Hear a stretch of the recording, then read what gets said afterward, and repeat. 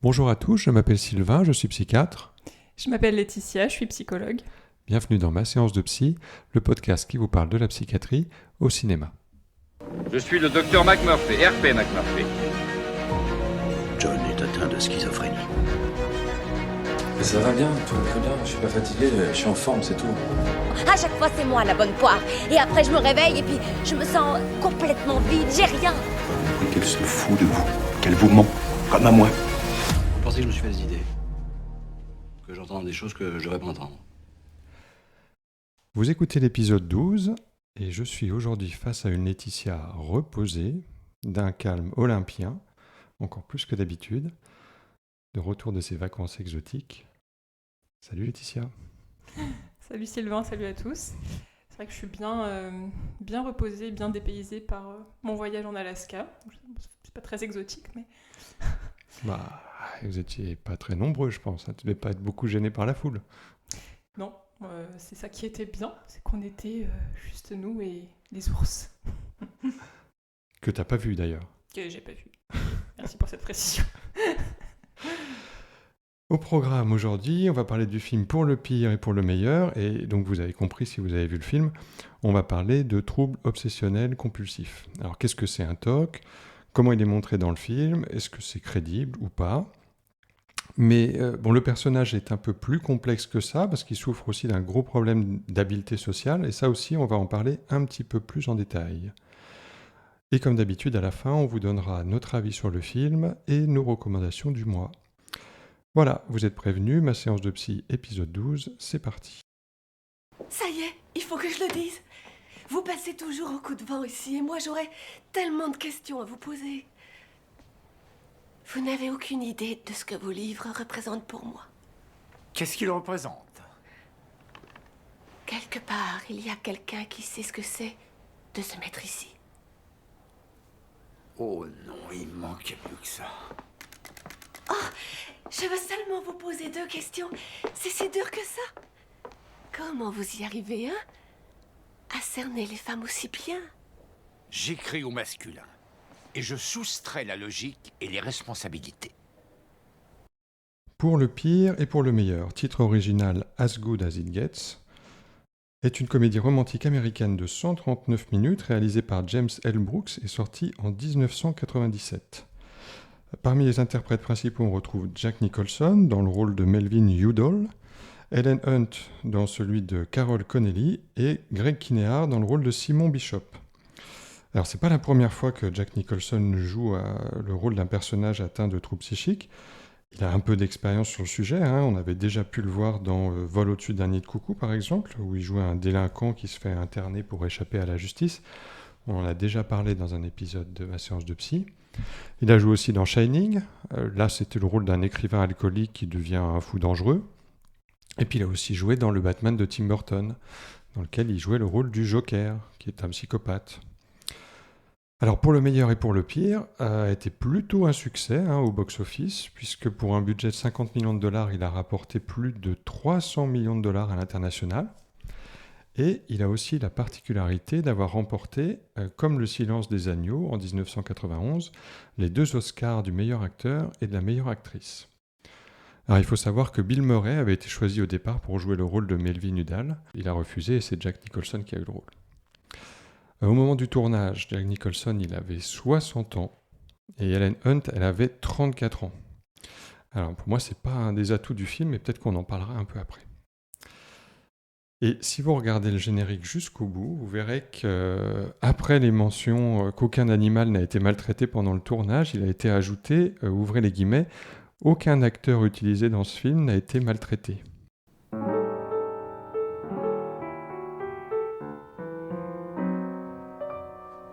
Always look at the bright side of your life.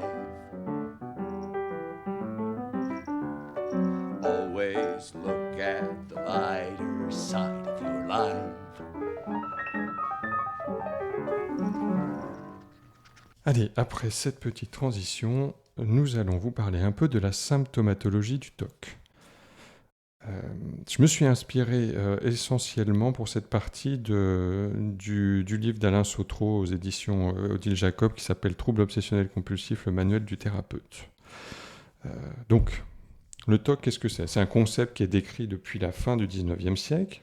Il a été connu sous plusieurs noms successivement, monomanie, folie du doute, névrose obsessionnelle, délire du toucher, délire émotif, même si aujourd'hui le terme délire serait impropre, puisque les patients sont justement parfaitement conscients de leurs problèmes dans le TOC. Et c'est ça d'ailleurs qui les fait souffrir, on y reviendra.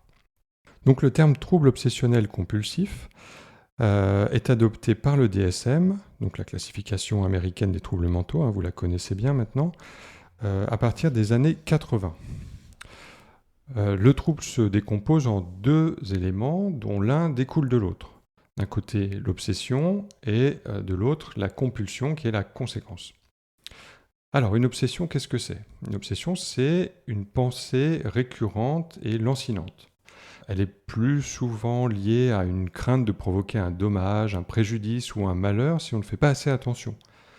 Donc le sujet ne nie pas que cette pensée et reconnaît son caractère absurde, et c'est ça qui caractérise le trouble d'ailleurs. Et ça s'appelle scientifiquement l'égodystonie. Donc les obsessions peuvent se manifester sous différentes thématiques. La peur de la souillure, la peur de l'erreur ou du désordre, la peur d'avoir un geste incontrôlé, ça s'appelle les phobies d'impulsion, ou alors des superstitions. Donc ça c'est pour les obsessions. Et donc ce qui découle de ces obsessions, c'est ce qu'on appelle la compulsion, ce qu'on appelle aussi les rituels. Donc ça c'est un acte que le sujet ne peut pas s'empêcher d'exécuter. Il s'agit d'une tâche, qu'elle soit motrice ou mentale, le plus souvent répétitive et contraignante.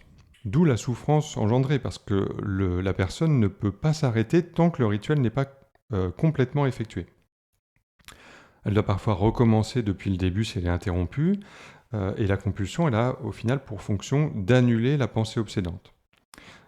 Alors, en général, les principaux rituels qu'on peut retrouver, c'est des rituels de lavage, des rituels de vérification ou de conjuration, c'est-à-dire répéter une phrase plusieurs fois avec des mots dans un certain ordre pour justement chercher à faire disparaître la pensée obsédante. On peut parler de TOC lorsque les pensées obsédantes et les rituels sont tellement présents qu'ils entraînent un handicap significatif, c'est-à-dire que la personne est vraiment gênée par ses obsessions et ses rituels. Par exemple, la personne doit se lever plus tôt le matin pour pouvoir effectuer tous ses rituels avant d'aller travailler, ou alors il doit se laver les mains dès qu'il a touché un objet. Alors comment expliquer, comprendre ce besoin de contrôle ? C'est vrai que d'un point de vue extérieur, ça peut paraître assez invraisemblable et un peu incompréhensible. Mais en fait, parfois, c'est aussi en lien avec de l'anxiété ou des angoisses, d'où le côté irrationnel des choses qui peuvent être mises en place pour les contrer. En fait, ça amène la personne à faire donc, des actions concrètes, donc ce que tu parlais de compulsion, des actions inflexibles et répétitives afin de créer un sentiment de sécurité. Les rituels sont autant de certitudes, de repères qu'on vient se créer pour lutter contre ces angoisses. Alors le piège, c'est qu'on devient un peu prisonnier de ces rituels puisque leur absence signifie ne plus être en contrôle ou ne plus être en sécurité. Moi, j'ai noté quelques éléments qui m'ont fait penser que Melvin pouvait avoir de l'anxiété au niveau relationnel et un petit côté insécure, notamment son enfance, qui a été très rapidement évoquée dans la scène de la voiture avec Carole et Simon, où il évoque en fait son père, qui avait l'air assez strict et sévère, où il devait être parfait. Et puis, la petite phrase qui passe presque inaperçue, quand il est au restaurant avec Carole, il glisse dans la conversation que quand les gens savent que vous avez besoin d'eux, ils s'en vont. Donc cette phrase-là, pour moi, elle sous-entend qu'il a déjà souffert de précédentes séparations et qu'il évite de s'attacher trop aux gens, ce qui peut aussi peut-être un peu expliquer son isolement. Alors on va parler un peu des rituels de Melvin dans le film, qui sont, on peut dire qu'on peut les décomposer en 4 grandes familles de thèmes. Il y a les thèmes de contamination, les thèmes de ce qu'on appelle les pensées magiques, les thèmes de perfection et puis le thème d'embarras ou de blessure narcissique. Les thèmes de contamination, bon, ça c'est les plus évidents hein, quand on regarde le film. Par exemple, Melvin il porte des gants lorsqu'il est à l'extérieur, il se lave les mains 2 fois avec un savon tout neuf et en utilisant de l'eau bouillante, il évite les contacts physiques, il utilise des couverts en plastique, il n'utilise pas des vêtements qui ont déjà été portés par quelqu'un d'autre. Tout ça c'est lié à des pensées de contamination, ou peur d'être sali ou des choses comme ça. Ensuite, la pensée magique. Donc une pensée magique, c'est une idée qu'on a que si on fait pas quelque chose, il va se passer un malheur. Alors par exemple, lui, il ferme 3 fois la serrure de sa porte, il allume, il éteint 5 fois la lumière, il évite les lignes sur le sol, il tape du pied avant de mettre ses chaussons. Voilà, tout ça, c'est lié à des pensées magiques. Ensuite, le thème de perfection, ça se voit bien, surtout au début du film, quand on filme l'environnement dans lequel vit Melvin. Tout est rangé de façon symétrique, tous les objets sont triés par couleur. Quand Melvin utilise le téléphone, avant de parler, il se racle la gorge pour avoir la voix claire à chaque fois. Ça aussi, ça fait partie des thèmes de perfection. Et enfin, le thème d'embarras ou de blessure narcissique, c'est la peur d'être rejeté par l'autre. Et on voit bien que Melvin fait tout son possible pour garder l'attention de Carol, pour pas qu'elle s'éloigne de lui. Alors toutes ces obsessions et ces compulsions, elles existent en vrai. Hein. Le mécanisme de pensée n'est pas apparent dans le film, dans le sens où on ne peut que imaginer quelles sont les pensées obsédantes de Melvin. Mais bon voilà, tout ce qu'on voit, en fait, c'est les rituels. Par contre, les rituels, eux, ils sont plus faciles à mettre en image et pour le coup, ils sont tout à fait conformes à ce qu'on peut voir dans la réalité. Hein. Ce qui est réaliste aussi, c'est que Melvin vit seul. Alors après, je ne dis pas que tous les gens qui souffrent de TOC vivent seuls, hein, mais parfois, le TOC peut être tellement invalidant que la personne ne peut pas cohabiter avec quelqu'un d'autre, quelqu'un qui serait prêt à se plier à toutes les règles des obsessions, ou même des personnes qui risqueraient d'interrompre les rituels à tout bout de champ. Enfin, tout ça pour dire que la personne atteinte de TOC n'est pas la seule à souffrir. Le trouble concerne aussi l'entourage familial et de façon indirecte. Donc il y a plein de gens qui vivent en famille avec un TOC et voilà, ça se passe pas mal. Mais en tout cas, pour le cas de Melvin, il y a tellement de TOC et il y a tellement de rituels à faire que ça serait presque impossible pour lui, même déjà de supporter qu'il y ait quelqu'un qui rentre dans son appartement. Et pourtant, le film va nous montrer un peu le contraire, d'ailleurs, mais je crois qu'on en reparle après. Pour faire une petite parenthèse sur l'entourage, c'est vrai que l'entourage, il est aussi beaucoup impacté dans ce trouble. D'ailleurs, selon Riquier, donc c'est un article qui est publié en 2004 dans Médecine et Hygiène, ce sont souvent les conséquences de ces TOC qui amènent les patients à consulter. Et parmi ces conséquences, beaucoup sont en lien avec les proches, donc notamment la souffrance du conjoint ou des enfants, les difficultés avec le voisinage, voire les menaces de divorce. Enfin, finalement, c'est plutôt les conséquences dans le quotidien ou vis-à-vis des autres, des proches, qui peuvent amener aussi à consulter. Parce qu'évidemment, le patient lui-même, il est épuisé par son trouble, par son fonctionnement, mais son entourage doit également vivre avec ça au quotidien. Il peut aussi ne plus savoir comment se comporter face aux compulsions et aux côtés envahissants des rituels. Pour autant, donc toujours selon le même article, ils disent que le fait de critiquer ou de rejeter les compulsions de la personne, alors soit au mieux, ça ne modifie pas la fréquence des obsessions, et au pire, ça semble les augmenter. Donc voilà, l'entourage peut être aussi un petit peu démuni par rapport à ça, je pense. Alors dans le film, il y a effectivement des choses qui sont crédibles, on vient d'en parler, mais il y a aussi des choses qui ne collent pas, finalement. Ce qu'il faut bien comprendre, c'est que ce qui caractérise un TOC, c'est la souffrance engendrée et le temps perdu dans les rituels. Or, dans le film, à aucun moment, on ne voit Melvin souffrir de son TOC. Ça le rend même presque amusant et sympathique, alors que vivre avec un TOC, en vrai, c'est un enfer. Le découpage du film ne montre pas vraiment combien de temps Melvin passe à ritualiser, mais en réalité, il aurait tellement de rituels qu'il aurait que quelques heures de, entre guillemets, vie normale par jour, quoi. Il aurait sans doute aucune vie sociale, il souffrirait aussi probablement de dépression, compte tenu de la pression psychologique de toutes ces pensées obsédantes. Et du coup, le film n'aurait plus été une comédie. Du coup, pour continuer sur la souffrance liée au TOC, pour approfondir un peu ce sujet-là, on peut déjà souligner que l'OMS place le TOC au 10e rang des maladies les plus invalidantes, donc qui va engendrer quand même une altération considérable de la qualité de vie de la personne. Et toujours selon l'article de Riquier, donc il dit que ces obsessions et ces compulsions s'accompagnent d'un sentiment de détresse considérable, d'une perte de temps qui interfère parfois de manière significative avec les activités du patient. Donc la personne est sans cesse assaillie par le doute et ses craintes sont favorisées par la présence d'exigences démesurées par rapport à elle-même, avec un sens de la responsabilité qui dépasse son domaine de contrôle en fait. C'est une espèce de perfectionnisme perfectionné. Et selon une autre étude donc de Hollander qui date un peu plus vieille, 1996, c'est une étude qui portait sur 419 patients volontaires qui souffraient donc de TOC. Il rapporte que 92% de ces sujets présentaient une faible estime d'eux-mêmes, 62% présentaient une atteinte dans leurs relations sociales et 47% une incapacité de travail. Donc ces chiffres, ils sont vraiment impressionnants. Je trouve qu'ils permettent un peu de se représenter l'ampleur du handicap et de la souffrance liée au TOC. Et on voit bien que ça vient toucher tous les domaines de vie de l'individu, que ce soit psychologique, social, professionnel. Donc on est quand même loin de quelque chose de léger et d'amusant.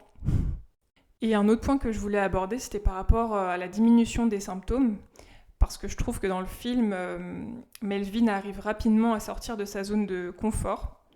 Par exemple, partir dans une autre ville avec des gens qu'il connaît à peine, ou carrément à la fin héberger quelqu'un chez lui. Le film ne montre pas vraiment les choses de manière progressive à ce sujet, et du coup ça paraît un peu radical au niveau des changements. Dans la réalité, le soin psychothérapeutique, déjà, il prend du temps et les améliorations, en fait, elles peuvent être super subtiles, quoi. Enfin, par exemple, vérifier seulement 3 fois sa porte au lieu de 5, on va considérer que c'est une avancée. Donc, bon, après, forcément, le film n'allait pas durer 10 heures non plus, mais voilà, dans la réalité, c'est pas aussi rapide et radical. Sinon, comme souvent dans les comédies romantiques, l'amour est le remède contre la maladie mentale. Alors ici, le sentiment amoureux est si fort qu'il remplace les pensées obsédantes, au point que, aux 3/4 du film, Melvin oublie même de faire ses rituels. Par exemple, il oublie de fermer le verrou de sa porte.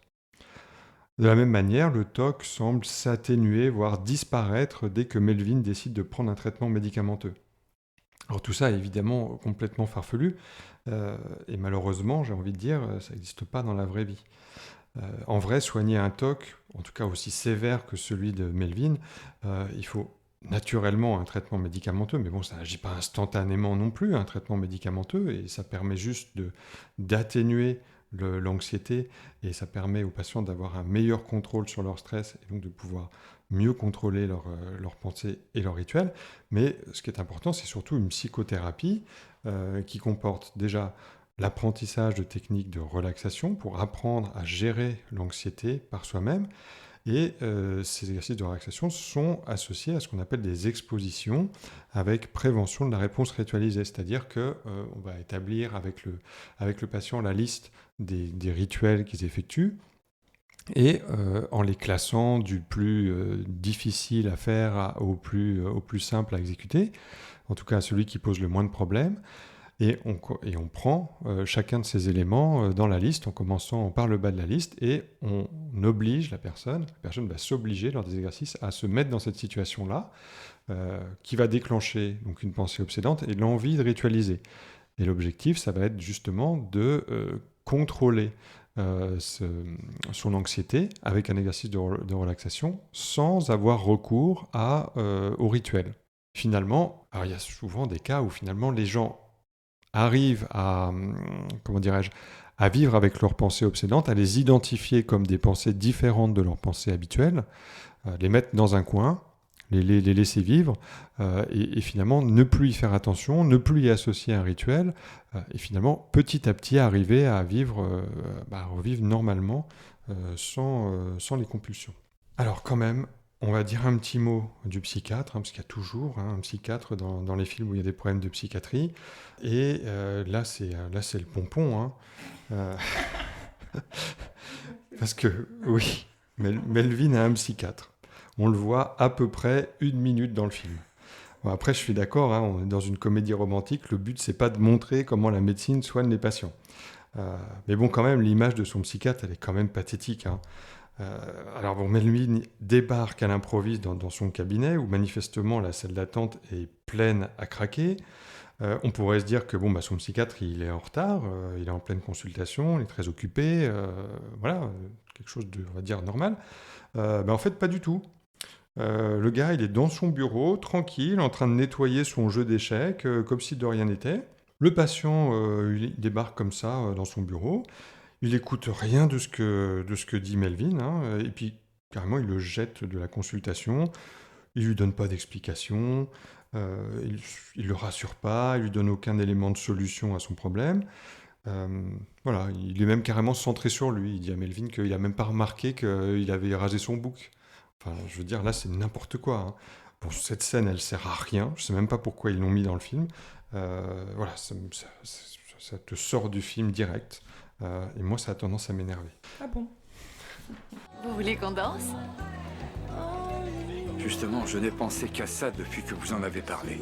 Et alors? Non. Cet endroit est bizarre. On m'oblige à acheter un costume neuf et vous, on vous laisse entrer en tablier. Bizarre. Quoi? Mais attendez, qu'est-ce que vous faites? Où est-ce que vous allez? Mais pourquoi enfin Mais je ne l'entendais pas de cette façon-là, enfin. Asseyez-vous. Si vous voulez me regarder de travers, asseyez-vous, vous serez tout aussi bien. Faites-moi un compliment, Melvin. J'en ai besoin. Vite! Vous n'avez aucune idée de la peine que vous venez de me faire. À la minute même où elles réalisent qu'elles ont besoin de nous, ça y est. Elles menacent de s'en aller. Un compliment, c'est une phrase gentille pour une autre personne. Écoutez, C'est maintenant ou jamais? Bon, d'accord. Melvin Udall est présenté comme un individu irascible. Et le film aurait tendance à nous faire croire que c'est le TOC qui le rend comme ça. Ou en tout cas qu'il y a un lien entre les deux. Alors Melvin, en fait, il n'est pas désagréable. Il souffre surtout d'un gros manque de ce qu'on appelle les habiletés sociales. Alors les habiletés sociales, on va en parler. Qu'est-ce que c'est exactement? On pourrait les définir comme des savoir-faire relatifs au comportement qui nous permettent d'interagir de façon adéquate et efficace avec les autres dans les différents contextes de la vie sociale. Ce sont en quelque sorte des outils qui nous permettent de nous intégrer à la vie en société. Alors de façon très très schématique, il y a 4 catégories d'habiletés sociales. Les habiletés prosociales, c'est-à-dire la capacité à établir et à maintenir un contact avec l'autre. Les habiletés de communication, la capacité à nommer ses émotions, ses besoins ou ses désirs. Ensuite, les habiletés d'autorégulation, ça c'est la capacité à contrôler ses gestes et ses émotions. Et enfin, les habiletés de résolution de problèmes. Ça, c'est les capacités à trouver et à appliquer une solution lors d'une situation problématique. Alors, il y a plusieurs passages dans le film où ces habiletés sociales sont mises en défaut. Prenons par exemple le début du film. C'est vraiment la toute première scène du film, après le générique. Face au problème du chien qui est en train d'uriner sur son paillasson, la seule solution que va trouver Melvin, c'est de traiter le chien comme quelque chose de sale, et il va le jeter dans le vide-ordures. Alors ça, normalement, tout le monde est censé savoir qu'on ne met pas un être vivant dans une poubelle, par exemple. De la même manière, un peu plus tard, dans le restaurant, la première fois qu'il va au restaurant de Carole, qui vient pour déjeuner, qui voudrait s'asseoir à une table, et ben là, il va voir Carole et il lui dit juste « j'ai faim ». N'importe qui d'autre aurait demandé à être installé à une table parce qu'évidemment, lorsqu'on va au restaurant, normalement, on a faim. Voilà, il y a plein d'autres exemples comme ça. On peut en citer un autre, hein, lorsque Carole arrive sur le pas de sa porte et qu'elle est dégoulinante parce qu'il pleuvait dehors. Alors Melvin, il s'empresse d'aller chercher une serviette. Alors, on se dit qu'il va, la donner à Carole pour qu'elle se sèche, mais en fait pas du tout. Il va chercher la serviette pour essuyer le sol mouillé par terre. Voilà. Alors c'est pas que Melvin est méprisant ou méchant, c'est plutôt qu'il n'a pas accès à ce qu'on appelle la théorie de l'esprit, c'est-à-dire qu'il n'envisage pas que la personne en face de lui puisse avoir des pensées et des émotions comme lui. Voilà, juste c'est un dernier exemple à la fin du film, par exemple lorsqu'il est dans le restaurant, encore un restaurant où il est avec Carole, ils sont censés dîner ensemble, et au moment de passer la commande, le serveur il est à l'autre bout de la salle, et là Melvin il crie sa commande au serveur comme s'il n'y avait personne dans le restaurant. Alors, où est-ce que je veux en venir en vous disant tout ça? C'est que le TOC, ça peut être tout à fait une pathologie à part entière, mais ça peut également être une partie d'un syndrome plus global. Dans le cas de Melvin, on pourrait légitimement se demander si, dans la vraie vie, ce TOC n'est pas, lorsqu'il est associé à un défaut d'habileté sociale, ne fait pas partie par exemple, d'un syndrome d'Asperger, c'est-à-dire une forme de trouble du spectre autistique. Bon. Je pense aussi qu'à aucun moment le réalisateur ne voulait intentionnellement traiter ce sujet. James Brooks le dit même dans une interview, il voulait juste que le personnage de Melvin soit quelqu'un qu'on a envie de détester pour mieux pouvoir l'aimer après. Du coup, j'en profite pour faire une petite parenthèse sur le lien entre les TOC et les troubles du spectre autistique. Je me suis appuyée sur le bulletin scientifique de l'ARAPI, donc le numéro 45 qui est sorti en 2020. Et du coup, alors déjà, il y a quand même une association non négligeable entre les deux, puisque si on prend la méta-analyse de Holoc qui date de 2019, sur l'échantillon de personnes qui souffrent de TOC, ils retrouvent 24% de personnes qui souffrent également de troubles du spectre autistique. Donc c'est quand même une prévalence importante. Après, j'allais dire que les TOC sont quand même différents dans la manière de les vivre, selon si on souffre également d'autisme ou pas. Les thèmes sont légèrement différents. Donc pour les patients qui ont un TOC sans autisme, on observe moins d'obsessions somatiques, de contamination, et moins de compulsions de vérification, mais plus dans le sens accumulation. Donc, les TOC ainsi que la manière de les vivre sont différents chez les personnes qui souffrent en plus d'autisme par rapport à celles qui n'en souffrent pas. Déjà, les thèmes sont légèrement différents, puisque pour les patients qui ont un TOC sans autisme, ils présentent moins d'obsessions somatiques ou de contamination et moins de compulsions de vérification. Les personnes qui souffrent de TOC avec autisme, en fait, elles vont plus avoir des compulsions d'accumulation, par exemple. D'accord. Et en ce qui concerne du coup le caractère, ce que tu disais tout à l'heure, le côté égodystonique, en fait, chez la personne avec autisme, ce caractère-là, il est accepté par le sujet comme faisant partie de son fonctionnement habituel, alors que chez les personnes qui ont un TOC sans souffrir d'autisme, c'est vraiment quelque chose qui est imposé par l'extérieur et contre lequel le patient a plus l'impression de lutter, en fait. Voilà. Et toujours selon le bulletin de l'ARAPI, en fait, les personnes qui ont des TOC et qui souffrent également d'autisme, ce serait beaucoup plus compliqué en termes de soins et de traitement parce que ce serait beaucoup plus... en fait, ils sont plus résistants parce que ça fait partie d'un fonctionnement encore plus complexe et ritualisé, j'ai envie de dire. Vous voulez quoi, Melvin? Pardon, je vous ai réveillé. Je reviendrai une autre Je fois. n'étais pas encore endormie.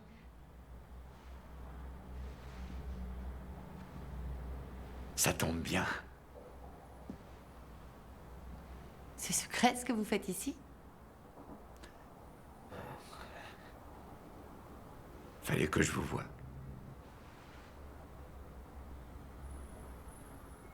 Parce que? Parce que ça me soulage. Je préfère de loin être là, assis dehors, devant votre immeuble, que dans n'importe quel endroit de la Terre. Que je sache. Que j'imagine. Enfin, non. Ça, c'est un peu exagéré. Je préfère m'asseoir à l'intérieur, sur les marches, car je ne désire pas mouiller mes pieds dans le caniveau. Ça servira à quoi d'abord? Ah, le bol! Pourquoi moi j'aurais pas droit à un petit ami normal? Quoi? C'est trop demandé? Un petit ami qui ne soit ni tordu, ni fou, ni barge? Est-ce que... Tout le monde veut ça, chérie. Ça n'existe pas. Alors, qu'avons-nous pensé du film? Tu veux peut-être donner ton avis en premier, Laetitia? Alors, en ce qui me concerne, je serais peut-être un peu moins critique que toi, tu ne vas l'être, mais je n'ai pas été transcendée non plus. Alors déjà, c'est un film que je connaissais pas, hein, donc honnêtement, c'était plutôt chouette de le découvrir, quand même. Par rapport au sentiment amoureux entre les deux personnages, enfin entre Melvin et Carol, alors effectivement, ça paraît complètement improbable qu'il se passe quelque chose entre les deux. Mais bon, ça reste un film, pourquoi pas, soyons fous. Des histoires d'amour improbables, c'est un bon filon au cinéma. Hein. Mais moi, ce qui m'a surtout dérangé, c'est qu'on ne nous donne vraiment aucun élément pour y croire, quoi. Rien, pas une miette.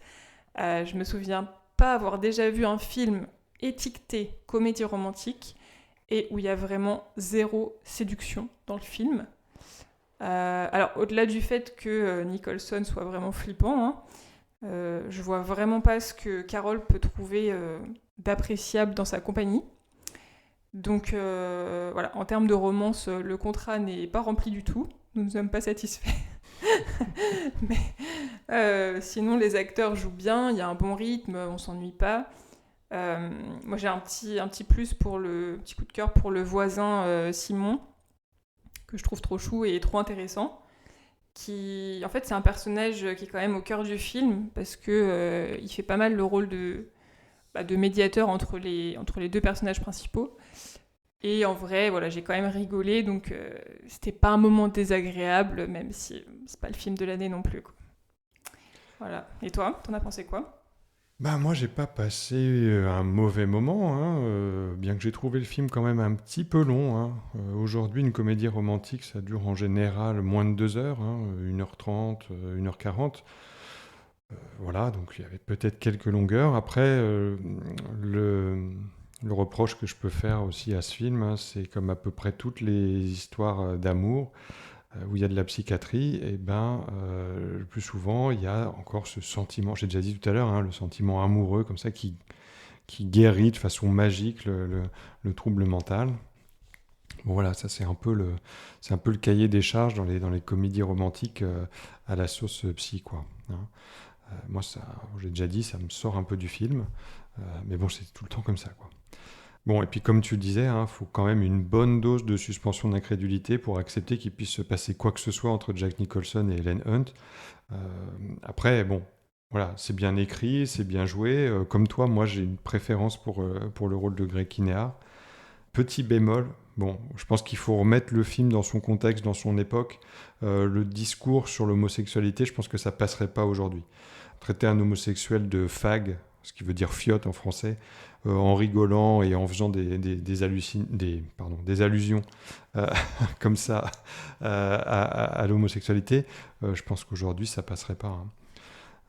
Donc finalement, regarder pour le pire et pour le meilleur, c'est un peu comme se rouler dans une couette bien chaude, hein, avec une tasse de chocolat, avec des petits chamallows qui flottent à la surface. C'est réconfortant, mais c'est un peu écœurant au bout d'un moment. Je suis sûre que tu l'as déjà fait, ça. Mettre des chamallows dans ton chocolat chaud. Bah oui, c'est du vécu. Hein. Ouais. Surtout pour l'écœurement, d'ailleurs. Voilà ce qu'on pouvait dire sur le film. On arrive à la fin de cet épisode. On va terminer, comme d'habitude, par nos recommandations, en rapport ou non avec le sujet du jour. Je vais commencer. Alors évidemment, vous allez vous dire, on parle de TOC. Évidemment, ce qui vient comme recommandation naturellement, c'est le film Aviator de Martin Scorsese, sorti en 2004. Pas très original comme recommandation, hein, mais ce film, il a l'avantage de montrer ce que c'est que vraiment souffrir au sens propre d'un TOC. C'est-à-dire que bon, quand même, pour voir Aviator, il faut quand même endurer 2h50 de Leonardo DiCaprio. Donc bon, si vous êtes fan, ça va passer tout seul. Moi, je l'ai vu une fois, je ne le reverrai pas une deuxième fois. Déjà, 2h50, c'est hyper trop long, ça, je ne pourrais pas. Et puis Leonardo DiCaprio, c'est pas trop mon truc. Mais voilà, si vous voulez vraiment savoir comment c'est de vivre avec un TOC invalidant, vous pouvez voir ce film, d'autant plus que ça s'inspire d'une histoire vraie, l'histoire du milliardaire Howard Hughes, qui était le CEO, le PDG de la Trans World Airlines, la TWA. Il était lui-même aviateur et il souffrait entre autres d'une obsession de contamination qui provoquait des rituels de lavage incessants et qui le rendaient littéralement invivable pour son entourage personnel et professionnel. Il a même connu des périodes de profonde dépression pendant lesquelles il vivait reclus chez lui. Voilà, et ça, a priori, ça s'est vraiment passé. Hein. Donc bref, ça fait pas rêver, hein. On est loin de la love story pour le meilleur, pour le pire et pour le meilleur, mais ça a le mérite de rappeler que le TOC, c'est une vraie maladie et que ça peut être super invalidant. Et toi, Laetitia, quelle est ta recommandation? Et voilà. Du coup, mes recommandations. Alors, moi, j'ai pensé TOC, j'ai pensé anxiété et j'ai pensé méditation. Du coup, je suis partie sur les applis, parce que maintenant, il y en a plein, des applications de méditation en tout cas, comme j'ai essayé et que je conseille. Donc, la plus connue, forcément, c'est Petit Bambou. Après, moi, celle que j'utilise, elle s'appelle Down Dog, comme chien tête en bas.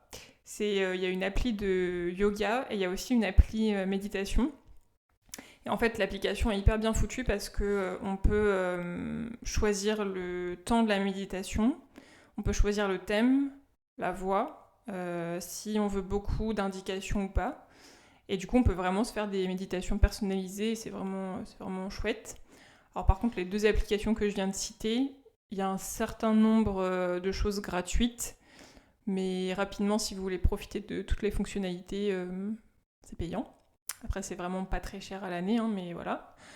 Et une appli de cohérence cardiaque aussi. Alors la cohérence cardiaque, c'est vraiment un très bon outil, peut-être, j'allais dire, encore plus accessible que la méditation, dans le sens où ça va ralentir en fait la respiration et ça va ralentir le rythme cardiaque sur un principe très simple. En fait, le principe de base, c'est de faire des expirations plus longues que les inspirations. Mais du coup, c'est des temps de respiration comptés, en fait, la cohérence cardiaque, tout simplement. Et du coup, il y a des applications qui aident à tenir les temps de respiration pour pas avoir à compter. Donc, il y a l'application Respirelax, qui est plutôt bien pour ça. Après, pour la méditation comme pour la cohérence cardiaque, d'ailleurs, il y a suffisamment de vidéos sur YouTube maintenant pour en profiter gratuitement. Mais voilà, c'est deux outils que je conseille vivement. Ouais, Respirelax, moi je la connais bien, ça fait quand même longtemps qu'elle existe, c'est vrai qu'elle a l'avantage d'être gratuite, alors c'est un peu basique, quoique j'ai vu la dernière mise à jour, elle est vraiment pas mal, ils ont rajouté plein de trucs, et c'est vraiment super pour apprendre à contrôler sa fréquence respiratoire. Donc ça, on n'en a pas parlé, parce que finalement ça aurait pu être le sujet d'un podcast en entier, c'est l'anxiété, le stress, comment ça fonctionne, et comment ça peut se gérer. Pour moi, utiliser ces techniques de relaxation, ça a vraiment du sens sur le plan physiologique. Parce que le stress et toutes les manifestations physiques qui sont associées sont déclenchées par le système nerveux périphérique, par la moelle épinière. En fait, le stress, c'est pas quelque chose de conscient. Donc on ne peut pas se dire « Ah bah j'arrête de stresser », sinon ça serait trop facile. Et c'est justement parce que ça passe pas par le cerveau que cette moelle épinière, elle est sensible à ce qu'on appelle le rétrocontrôle, c'est-à-dire la possibilité d'être inhibé par des actes extérieurs contrôlés de façon consciente. C'est pour ça que la relaxation, ça marche bien. Donc voilà, peut-être qu'à l'occasion, on pourra expliquer comment ça fonctionne le stress. Mais c'est ça. Agir sur sa fréquence respiratoire, c'est une des choses qui est le plus facile à faire. Et ça lorsqu'une cohérence cardiaque ou un exercice de respiration est fait correctement et bien maîtrisé, eh ben, on peut tout à fait agir par rétrocontrôle négatif sur le système nerveux et diminuer l'anxiété. Alors on est d'accord que ça marche pour les anxiétés modérées, quelqu'un qui est en attaque de panique ou qui est complètement en crise d'angoisse aiguë. Bon là évidemment ça fonctionne pas, mais justement dans des situations où par exemple lorsqu'on veut se désensibiliser pour un TOC et qu'on va s'exposer, se mettre dans une situation où l'anxiété va monter de façon progressive au fur et à mesure qu'on va s'exposer, avoir un exercice comme ça qui nous permet de contrôler notre fréquence respiratoire et de soulager le système nerveux périphérique, eh ben, ça marche bien en vrai. Voilà, donc c'est pas du pipeau. Moi, je trouve que surtout, ça a vraiment, comme je le dis, du sens sur le plan neurophysiologique. Voilà, c'est tout pour aujourd'hui. J'espère que ça vous a plu. Je vous rappelle que vous pouvez nous retrouver sur Twitter, enfin X maintenant on dit, @maséancedepsy, si vous voulez nous poser des questions pour suggérer des films dont vous voudriez entendre parler. Nous avons aussi une page Facebook, j'allais dire aussi une page Instagram, mais je l'ai supprimée la page Instagram parce que je me suis fait pirater mon compte, alors peut-être que Laetitia aura le courage de remonter une page Instagram. C'est mort. Non, allez sur la page Facebook, déjà. Donc plus de page Instagram. Et aussi pour ceux qui n'ont pas d'application de podcast, les épisodes sont également en audio sur YouTube. Voilà, la prochaine fois, nous parlerons du film The Machinist et donc par la même occasion du programme Minceur de Christian Bale, pour ceux qui ont déjà vu le film. Si ce n'est pas le cas, il est encore dispo sur Prime Video si vous avez envie de le voir et j'espère que vous aurez l'occasion de le regarder avant le prochain podcast. Sur ce, on vous dit à bientôt et bien sûr, on vous souhaite plein de belles séances de cinéma. Salut Laetitia, salut à tous. Salut, à bientôt.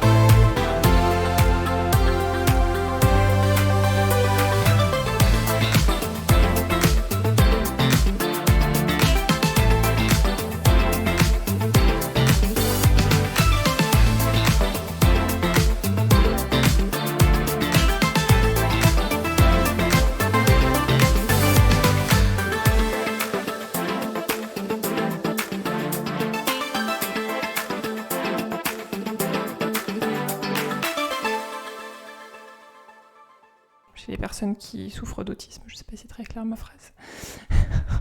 Je pense que ça ne l'est pas. Non, c'est où ? C'est là. Mais même la phrase écrite est pas claire, c'est pour ça. D'accord, je l'enlèverai. On la refait. Action. Voilà, c'est tout pour aujourd'hui. J'espère que ça vous a plu. Non. Moi, j'ai fait papier. Ah merde, pardon. Ah oui. Et toi, Laetitia, quelle est ta recommandation ?